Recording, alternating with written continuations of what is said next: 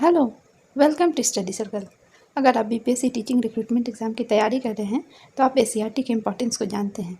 तो इसी सीरीज़ में आज हम लोग क्लास 6 स्टैंडर्ड चैप्टर 3 प्रारंभिक समाज के बारे में पढ़ेंगे। इस चैप्टर के जो भी इम्पोर्टेंट पॉइंट्स हैं उसको हम लोग डिस्कस करेंगे और आगे बढ़ेंगे। तो अगर आप इस चैनल में नए हैं तो चैनल को सब्सक्राइब कर लीजिए। वीडियो पसंद आता है उसे लाइक करें, शेयर करें और कमेंट करें कि आपको ये वीडियो कैसा लगा। हमें आपके सपोर्ट की ज़रूरत है, तो अपना सहयोग बनाए रखें। तो चलिए आगे बढ़ते हैं और पढ़ते हैं कि प्रारंभिक समाज। इस चैप्टर में क्या है कि मनुष्य जिस तरह से आज रहता है उससे तो आप परिचित हैं, लेकिन क्या आपने सोचा है कि हमारे पूर्वज हजारों वर्ष पहले कैसे रहते थे? उस समय दुनिया भर में कहीं भी खेती नहीं होती थी, ना ही कहीं गांव थे और शहर थे। लेकिन आज से 150 साल पहले तक लोगों का मानना था कि पृथ्वी पर आरंभ से ही जीवन था। पेड़ पौधे और मनुष्य को बनाने वाला ईश्वर तो था, लेकिन बाद में वैज्ञानिकों ने इस बात की खोज की कि पृथ्वी पर करोड़ों वर्ष पहले जीवन की उत्पत्ति हुई और उसका स्वरूप जो है धीरे धीरे बदलता रहा। कहा जाता है कि मनुष्य जिस रूप में आज है वो लाखों वर्षों के क्रमबद्ध विकास का परिणाम है। तो आरंभिक मानव के बारे में जानकारी कैसे मिलती है? हजारों साल पहले जो लोग रहते थे उनके बारे में हम ठीक ठाक तो नहीं जानते, लेकिन उस समय की बची हुई चीज़ों को देखकर और अपनी सूझबूझ से कुछ अनुमान जरूर लगा सकते हैं। और इस काम में पुरातत्ववेत्ताओं द्वारा उस समय के लोगों के द्वारा जो प्रयोग में लाए जाने वाले औजार है, पत्थरों से बनाए हुए औजार, उनकी कलाकृतियों और उनके निवास स्थानों का जो पता लगाया गया है वो सहायक है। तो ये सब जो है हम लोग पिछले चैप्टर में ऑलरेडी पढ़ चुके हैं।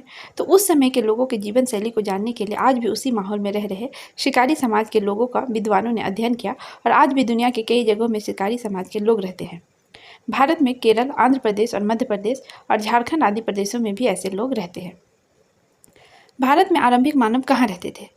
भारत में पुरातत्ववेत्ताओं, जिसे आर्कियोलॉजिस्ट भी कहते हैं, को अतीत की कई मानव बस्तियां मिली है और दिए गए मानचित्र में जो त्रिकोण वाले स्थान है वही जो है कि वहीं पे क्या है कि लोग मानव के क्या मिले हैं, मानव बस्तियां मिली है वहाँ पे।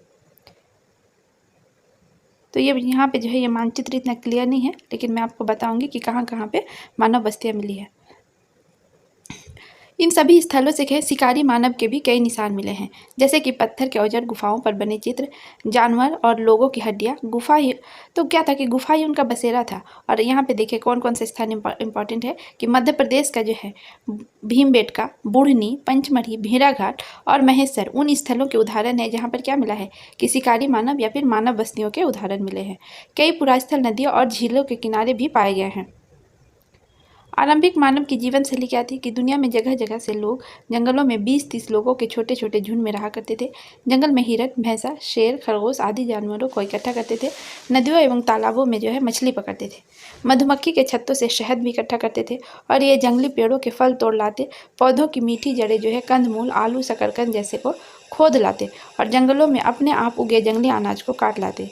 ये ज़्यादातर कंद, फल आदि खाते और साथ ही थोड़ा बहुत मांस भी खाते। मांस उनका मुख्य भोजन नहीं था, क्योंकि उन लोगों के जैसे औजार मिले हैं उससे बड़ी संख्या में जंगली जानवरों को शिकार करना बहुत कठिन रहा होगा। दूसरा क्या था कि जानवर जो है उनसे ज़्यादा शक्तिशाली और तेज दौड़ने वाले भी होते थे। तो इस चित्र में हम लोग देख सकते हैं कि आरंभिक मानव द्वारा आग का इस्तेमाल कैसे हुआ।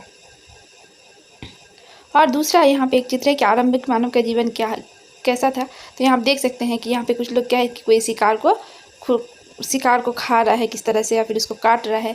यहाँ पे कोई आग का प्रयोग कर रहा है, यहाँ पे औजार बना रहा है, महिलाएं बच्चे पाल रही है। यहाँ पे भी कोई जो है कि शिकार या जानवर को चीर फाड़ कुछ रहा है। आरंभिक मानव को पहनने की चीज़ें भी जानवरों और पेड़ों से ही मिलती थी और ये जानवरों की खाल साफ करके पहनते थे या पेड़ की पत्तियों और छाल से जो है शरीर ढक लेते थे। वे या तो पहाड़ी गुफाओं में रहते थे या पेड़ों की डालियों और पत्ती से छोटी छोटी झोपड़ियाँ खड़ी कर लेते थे। ये लोग आग जलाना जान गए थे और उनके घरों में जो चूल्हे मिले हैं उससे पता चलता है कि ये नियमित रूप से आग का इस्तेमाल करते थे। लोगों के झुंड में महिलाएं और बच्चों भी रहते थे। पुरुष शिकार के लिए जाते थे, जबकि महिलाएं कंदमूल, फल और अन्य जंगली अनाज इकट्ठा करती। समूह के लोग बच्चों का खास ख्याल रखते थे। बांट कर खाना। आरंभिक लोग के आरंभिक लोग साथ साथ शिकार करते थे, क्योंकि अकेले जानवरों को मारना कठिन होता था और भोजन लोगों द्वारा समूह में ही इकट्ठा किया जाता था और उसे सब लोग मिल बांट कर खाते थे। ये बहुत ज़रूरी था, क्योंकि जंगल से क्या मिलेगा इसका पक्का भरोसा होता नहीं था और उस समय लोगों के कई समूह अलग अलग क्षेत्रों में रहते थे। उनके बीच शिकार और भोजन प्राप्ति को लेकर छोटी मोटी लड़ाइयाँ भी होती थी। कुल मिलाकर उस समय के लोगों का जो जीवन था वो बहुत ही आराम से बीतता होगा। मुख्य काम भोजन इकट्ठा करना था जो जंगल से प्राप्त हो जाता और इसके लिए उन्हें बहुत अधिक परिश्रम नहीं करना पड़ता था। आगे क्या है कि आरंभिक मानव के जीवन का महत्वपूर्ण पक्ष क्या है कि इधर उधर घूमना। एक समूह में रहने वाले आरंभिक मानव जो है एक सीमित क्षेत्र के भीतर ही घूमते फिरते रहते थे और यह दायरा उनके निवास स्थल से चारों दिशाओं में होता था। यह लोग छोटे छोटे समूह में बटकर क्या है चारों दिशाओं में जाते और इसके पीछे एक निश्चित वजह होती थी, जैसे एक खास क्षेत्र में फलों पौधों और जानवरों की संख्या और उपलब्धता सीमित रहती थी जिसे वे समाप्त कर देते थे। अतः भोजन की तलाश में ये इधर उधर घूमते रहते थे और क्या था कि ये जानवरों के शिकार करने के क्रम में भी उनके पीछे पीछे चले जाते थे। उन लोगों को पेड़ पौधे में फल फूल आने का मौसम पता था, इसीलिए क्या था कि लोग उनकी तलाश में उपयुक्त मौसम के अनुसार दूसरे क्षेत्रों में घूमते थे और संभवतः क्या था कि आसपास के जल स्रोतों जैसे नदियों झीलों आदि के सूख जाने के कारण और पानी के तलाश में भी ये लोग इधर उधर जाते होंगे। ये लोग अपनी यात्रा पैदल ही क्या करते थे। तो आरंभिक मानव के औजार क्या क्या थे। शिकारी मानव के पास कैसे कैसे हथियार और औजार थे, इसे जरा सोचिए। उस समय लोहा तांबा जैसी धातुओं के बारे में लोगों को जो है पता नहीं था, अतः उन लोगों के आसपास जो मिलता था वो था पत्थर, लकड़ी, जानवरों के सींग और हड्डियाँ, और इन्हीं को नुकीला बनाकर क्या करते थे वो औजार बनाते थे। तो यहाँ पे एक चित्र है, यहाँ पे आप देख सकते हैं कि आरंभिक मानवों के औजारों के कुछ चित्र दिए हैं कि किस तरह से पत्थर को काट के यहाँ पे ये 3 जो अलग अलग शेप में बनाए गए हैं और ये जो है थोड़ा डिफरेंट शेप का है और इसको कैसे लकड़ी के साथ जोड़ के भाला के जैसा बनाया गया है। तो क्या होगा कि जो यह क्या करते थे, आदि मानव पत्थर के टुकड़े को घिसकर नुकीला और धारदार बना देते थे और साथ ही वो आकार में हाथ से पकड़ने के लायक औजारों को भी बनाते थे। धीरे धीरे क्या हुआ कि वे इस कला में जो है माहिर होते गए और पत्थर के बारीक औजार बनाने लगे और वे पत्थर को क्या करते थे, छोटे और बारीक टुकड़ों में किसी लकड़ी के हत्थे पर लगा देते थे और तेज औजार का काम लेते थे। उस समय औजार बनाने के लिए अलग से कोई कारीगर नहीं होता था, समूह के सब लोग जो है औजार बनाया करते थे। पत्थर और लकड़ी के औजार का उपयोग जो है शिकार के लिए किया जाता था। तो यहाँ पे एक और है कि आरंभिक मानव द्वारा बनाया गया चित्र। तो ये जो सब चित्र है ये कौन बनाया है, जो आरंभिक मानव थे उन्होंने ही बनाया है। और ये चित्र कहाँ प्राप्त हुआ है, भीमबेटका में प्राप्त हुआ है। इसके बारे में हम लोग आगे पढ़ेंगे। तो यहाँ पे है क्या है कि पत्थर और लकड़ी के औजारों का उपयोग शिकार, पेड़ों को काटने और उनकी छाल छीलने, जानवरों की खाल उतारकर पहनने लायक बनाने इत्यादि कामों के लिए करते थे। वे लकड़ी, सीप, हड्डी, हाथी दांत आदि की मालाएं भी बनाते थे।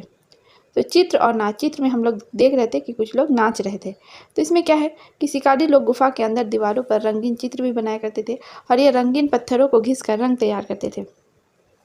बांस के ब्रूस से चट्टानों पर चित्र बनाते थे और इन लोगों द्वारा बनाया गया चित्र जो है भीमबेटका की गुफाओं में पाया गया है। तो ये बहुत इंपॉर्टेंट है कि जो इन लोगों के द्वारा जो बनाया गया चित्र है वो कहाँ मिला है। तो इसका आंसर भीमबेटका की गुफा होगा। और चित्र में ज़्यादातर पशुओं जैसे बैल, गाय, भैंस, हिरन आदि के ही चित्र थे।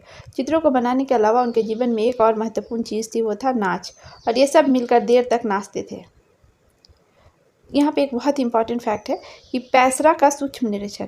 पैसरा क्या है कि बिहार के मुंगेर जिले में स्थित एक छोटा सा गांव है और यहाँ पर आरंभिक मानव से संबंधित पुराने स्थल मिले हैं और यहाँ से यूरोप जो है फ्रांस में पाए जाने वाले आरंभिक मानव के औजारों की तरह ही औजार भी मिले हैं और पैसरा संभवतः आवास और निर्माण स्थल था।